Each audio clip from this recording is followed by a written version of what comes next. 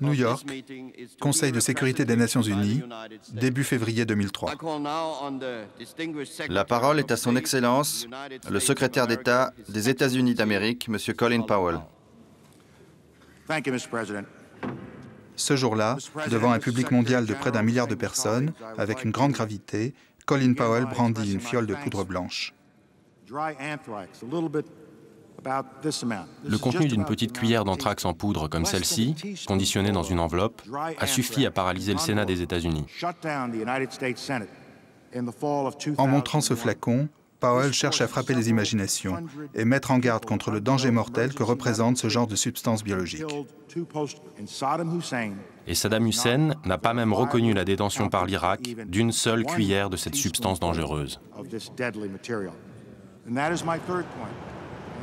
Le secrétaire d'État américain donne alors en exemple des pays qui, eux, ont bel et bien détruit leurs armes de destruction massive.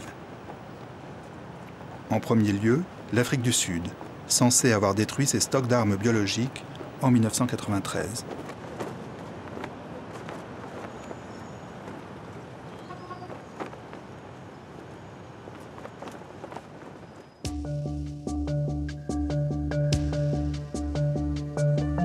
Curieusement, c'est ici, dans ce parking à Irvine, une petite ville de Californie aux États-Unis, que se produit un événement qui nous lance sur la trace de l'anthrax. Le 28 février 2000, James Patrick Riley arrive à son bureau à 10 h, comme tous les jours. C'est le patron de Biopharm, une entreprise pharmaceutique. Il a garé sa voiture devant et il marchait vers la banque. Bill Rams est reporter au journal local The Orange County Register. Au moment où il allait entrer, un individu masqué s'est précipité sur lui avec un revolver. Il lui a tiré dans la tête, la balle a traversé la joue. James Riley, blessé, se traîne jusqu'à un banc. Il sortira vivant de cet attentat.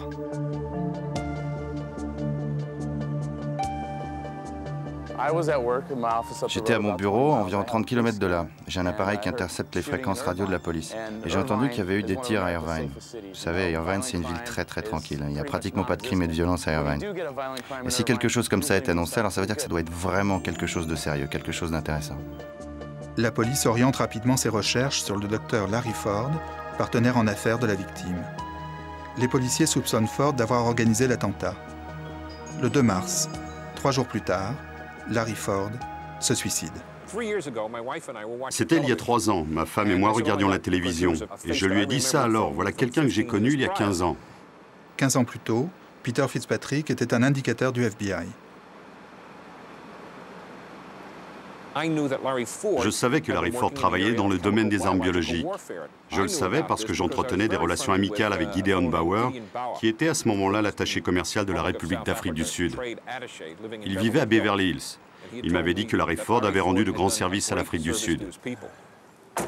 C'est ici, dans la maison de Gideon Bauer, l'attaché commercial de l'Afrique du Sud, que Peter avait vu Larry Ford échanger des substances biologiques mortelles avec un haut fonctionnaire du ministre de la Santé de l'Afrique du Sud. C'était en 1987. Gideon m'avait dit que le docteur Larry Ford avait transformé des gènes de choléra, de typhoïde, d'anthrax, de toxines de botulinum, de peste bubonique. Et il produisait une bactérie spéciale que Gideon appelait germe exterminateur de Kaffir, c'est-à-dire des bactéries spécialement conçues pour tuer les Noirs, seulement les Noirs. La police décide de fouiller la maison de Ford.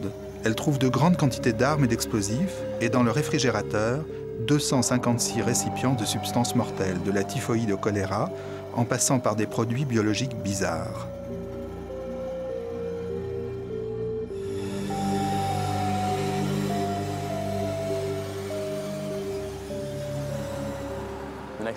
Du coup, qu'est-ce qui se passe? Les types de l'équipe armes biologiques du FBI se pointent ici, habillés en cosmonautes. D'un coup d'un seul, ils font évacuer tout le voisinage, les écoles tout autour et ils ferment les classes. Voilà, c'est ça, la maison. C'est encore un grand mystère aujourd'hui. Je veux dire, nous ne savons toujours pas qui était le tireur en fuite. Nous ne savons pas ce que cherchait à faire Larry Ford. Quels étaient précisément ses liens avec l'Afrique du Sud. C'est un mystère qui n'est pas résolu. C'est ici, dans ce quartier de la classe moyenne américaine propre, que le docteur Ford avait entrepris, à lui tout seul, ce qu'il faut bien appeler un programme d'armement biologique. Certains de ces gènes mortels venaient très probablement d'Afrique du Sud. Mais alors, si tel est le cas, on peut se demander si vraiment ce pays avait détruit totalement son stock de substances biologiques mortelles. La question est plus que sérieuse en ce temps où de nouvelles formes de terrorisme inquiètent. Nous avons donc décidé de suivre la trace de l'anthrax en Afrique du Sud.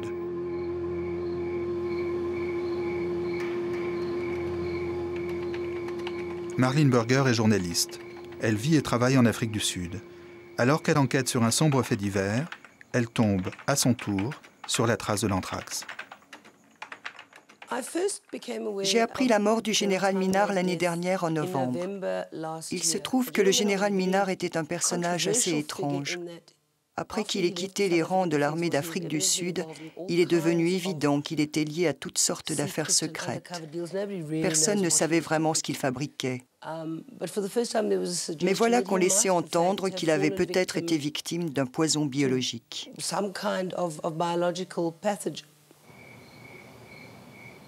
C'est ici, le 2 septembre 2002, que le général Minard meurt dans les bras de sa fiancée, Romay Harding.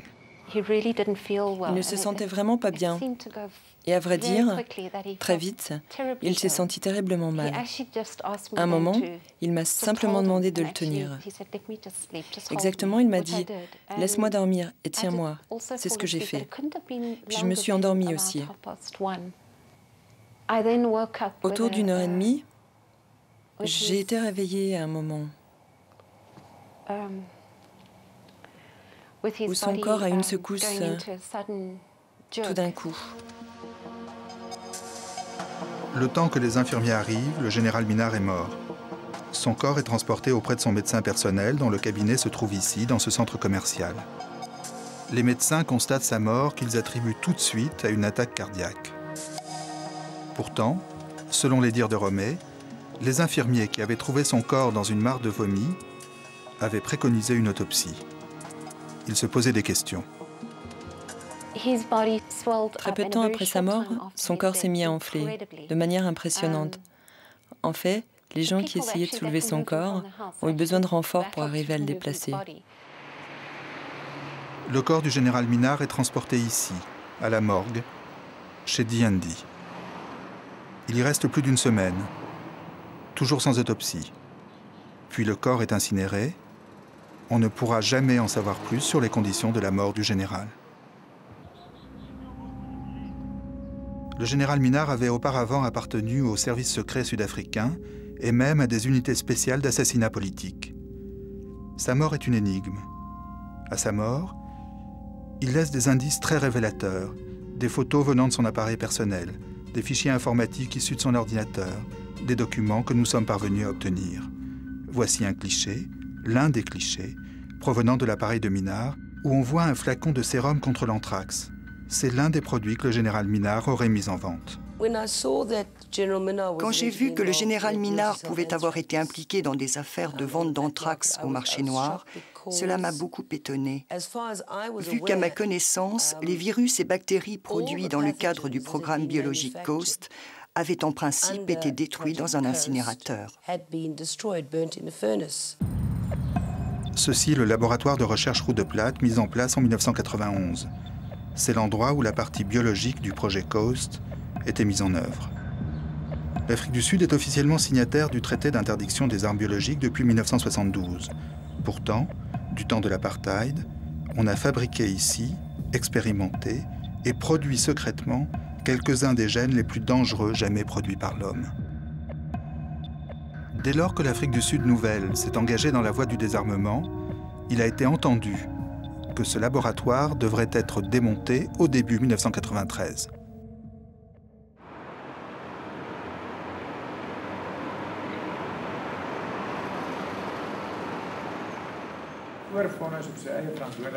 Lui, c'est Wout Basson, l'homme qui dirigeait le projet Ghost.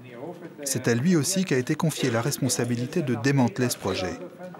Il a affirmé devant la justice que les substances dangereuses du projet Coast ont bien été brûlées et détruites sur les lieux mêmes du laboratoire. Pourtant, selon Tori Pretorius, procureur au tribunal, c'est seulement dans le domaine chimique qu'il y a des preuves avérées de destruction, pas dans le domaine biologique. Pour ce qui est du laboratoire de recherche Roux de Platte, il n'y a aucune preuve établie. Non. On doit se contenter du « moi voilà ce que je dis » des scientifiques, et c'est tout. Il n'y a aucune preuve réelle, aucune, que ces substances aient été effectivement détruites.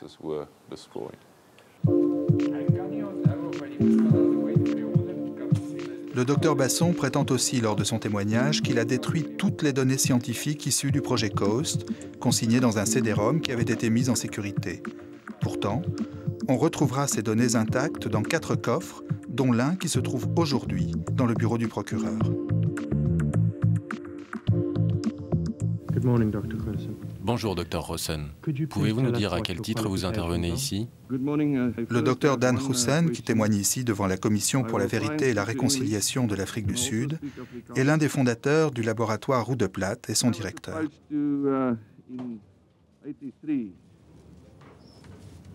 Ma connaissance des gènes se trouvant à Roux de Platte est très limitée. Pour ce que je sais, ils ont été détruits. Mais il est vrai qu'ils n'ont pas été détruits dans les formes. Sous la surveillance d'experts indépendants ou d'autorités internationales.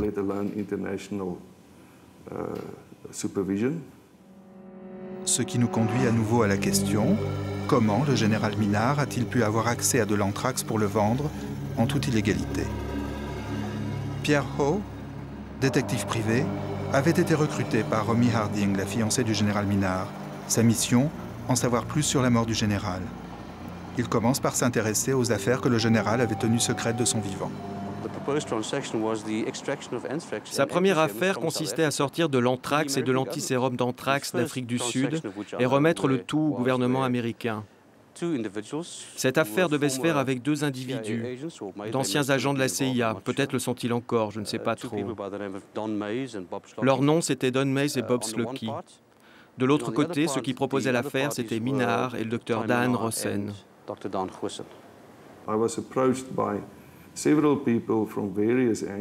Plusieurs personnes ont pris contact avec moi.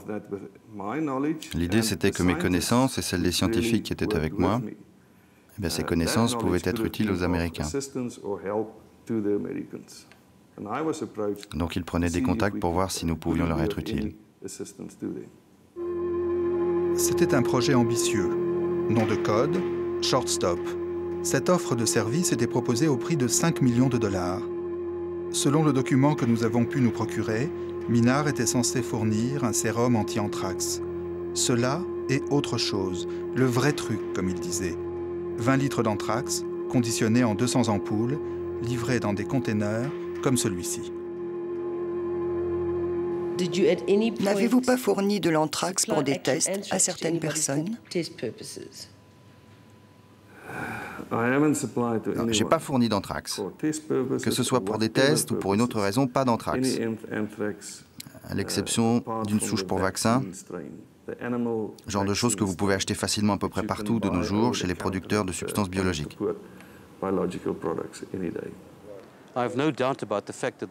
Je n'ai aucun doute. C'est bien d'anthrax qu'il s'agissait et ce sont bien des souches d'anthrax qui ont été désignées dans les documents fournis au gouvernement américain.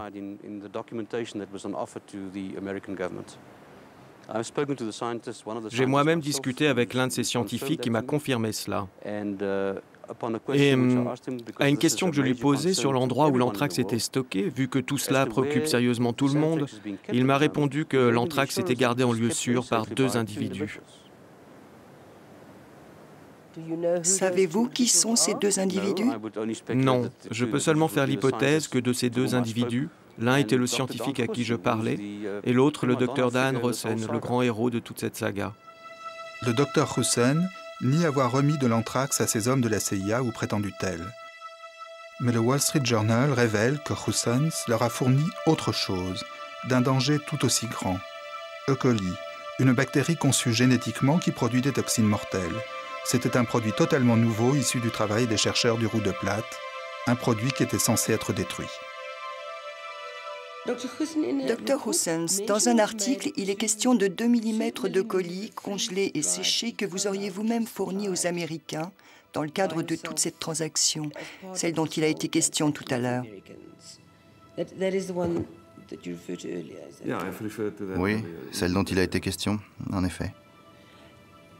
Il s'agissait de le colis qui avait été conçu avec des moyens génétiques. Pour donner forme à cette transaction, le général Minard établit un contrat entre la société MTS International Consultants et une société d'investissement enregistrée aux Bahamas, gérée par Robert Zlocki, décrit comme le directeur général de la société. Connaissez-vous une société nommée MTS International Consultants? Non, mais je ne suis pas préparé pour une interview de ce genre. Si vous voulez encore continuer ce jeu de questions-réponses, alors donnez-moi vos questions, je verrai ce que je peux répondre. Cette interview ne me va pas. C'est juste que MTS International Consultants semble être une société fondée par le général Minard, et un contrat a été établi, et votre signature apparaît sur une copie de ce contrat, en tant que responsable scientifique.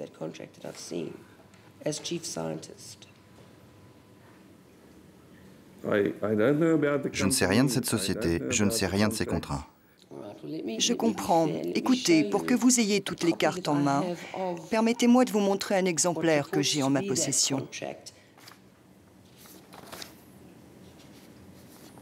Non.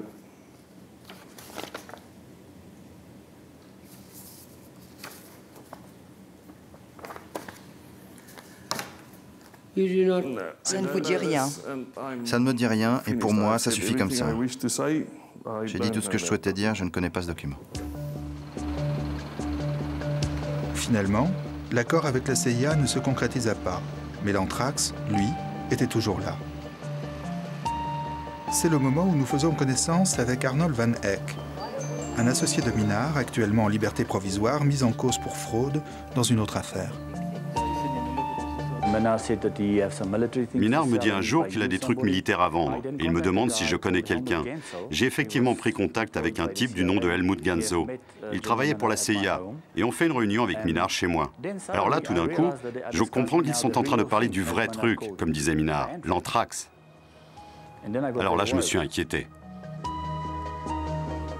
Arnold vient raconter cette histoire à la police, qui décide de surprendre Minard en flagrant délit. Pour cela, on fournit à Arnold Van Eck un soi-disant client, présenté comme un arabe, un cher, intéressé par l'anthrax. J'ai remis l'antidote d'anthrax au général Minard. C'était exactement là, dans ce parking. Le général Minard me l'avait donné et je l'ai remis aux 2 officiers chargés de l'enquête. Il était entre 8 et 9 heures du soir. C'est-à-dire que 15 minutes avant, je l'avais pris chez le général Minard et je lui avais rapporté. Ça avait été mis dans une boîte de crème glacée. Minard avait sorti les glaces et laissé le récipient avec le produit dedans. C'est le même que vous avez sur la photo. Le sac réfrigérant avec de l'eau et des glaçons au-dessus. C'était ici même, dans ce parking, et je l'ai donné aux 2 officiers chargés de l'enquête. L'un des soi-disant acheteurs, celui qui était censé être arabe, ça l'intéressait de tester certains de nos antisérums. Donc je lui ai donné un vaccin, je pense que certains intermédiaires ont eu le vaccin et lui ont donné. D'après ce que j'ai entendu, ça a fini entre les mains de la police sud-africaine qui l'a testé comme étant de l'anthrax. Mais ce ne sont que des rumeurs, j'ai pas d'informations de première main sur tout ça.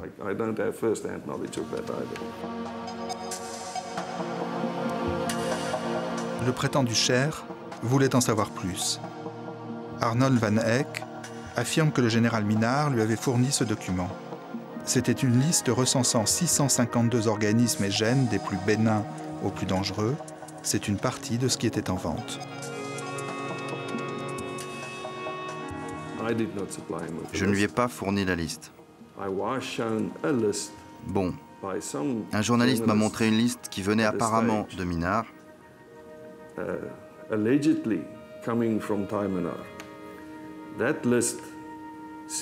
À vrai dire, cette liste ressemblait fort à la collection de Rhodoplate, avec quelques modifications. Bref, selon Hussens, cette liste n'aurait alors été qu'une liste complètement dépassée. C'est ce que la police veut vérifier. Les policiers, par l'intermédiaire du soi-disant cher, veulent des éléments concrets. Encore une fois, Arnold va voir Minard. Juste devant nous se trouve la station-service, où nous devions rencontrer le chauffeur du cher. Quand nous sommes arrivés ici, le chauffeur nous attendait. La police se tenait au coin, près du Holiday Inn, surveillant ce qui se passait. Un autre policier attendait au centre commercial, là-bas. Nous sommes entrés et le chauffeur se trouvait là, debout, juste derrière nous, près de l'enseigne Nissan.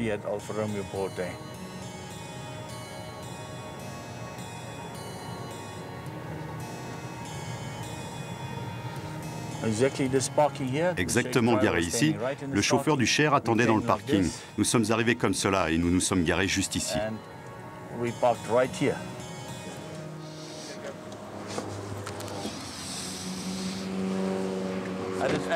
À ce moment, je suis descendu de l'arrière de la voiture.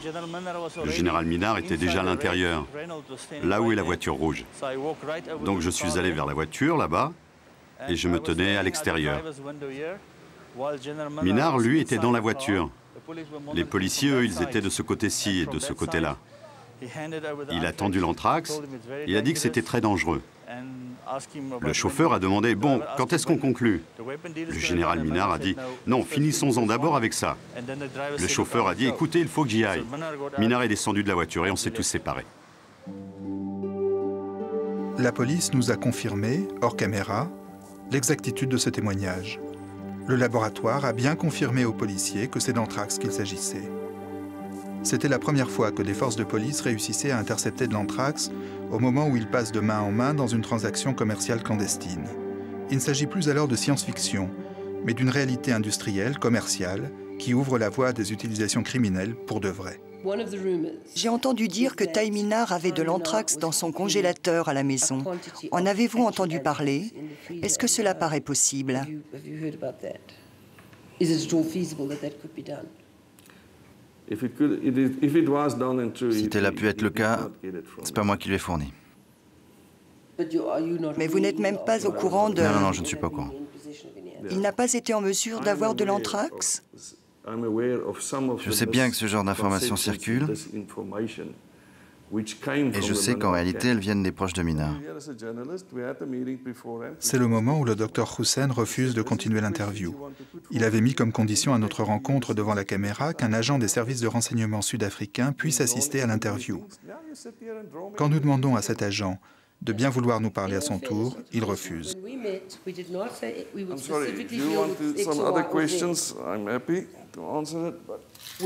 Nous vous avions pourtant bien dit que nous voulions vous poser des questions. Vous pouvez éteindre la caméra?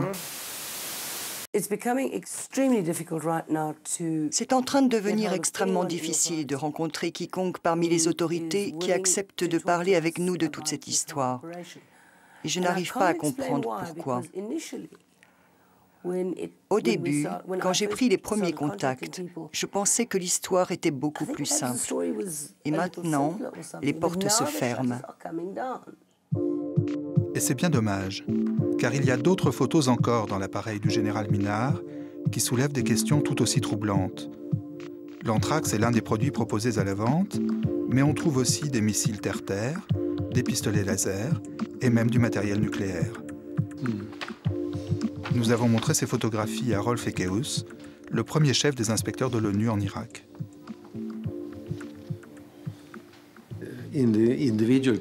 Dans ce cas particulier, il est clair qu'il y a un sérieux problème de police. Mais c'est encore plus sérieux que cela. Pour moi, cela indique de manière évidente qu'il y a quelque part un circuit d'approvisionnement et qu'il y a quelque part une activité de production qui n'est ni déclarée ni recensée. Mais alors, où en est l'activité de production en Afrique du Sud? Et comment a-t-elle pu se poursuivre? Dans un monde moins mal fait, des inspecteurs internationaux tels que ceux-ci soutiendraient les efforts de la police sud-africaine. Ensemble, ils procéderaient à des inspections sur des sites suspects afin de les examiner. Il y a bien des inspecteurs internationaux pour les armes chimiques, mais aucun mécanisme de contrôle n'existe dans le domaine biologique. Je pense que la seule issue, c'est la coopération multilatérale internationale. Aucun pays, aussi fort et puissant soit-il, n'a la moindre chance de s'en sortir seul avec ses problèmes. Il est possible de mettre en place une coopération efficace. En plus, ces substances peuvent être déplacées facilement à travers le monde, Et pour contrer cela, des mesures doivent être prises à un niveau global. L'exemple sud-africain démontre certes le besoin d'un traité international. Reste aussi qu'il faut tenir compte de la complexité des situations locales. 6 mois après que Arnold van Hecke ait rencontré Minnaar dans ce centre commercial, Minnaar est décédé, aucune arrestation n'a eu lieu et rien ne nous permet de dire que l'enquête policière continue.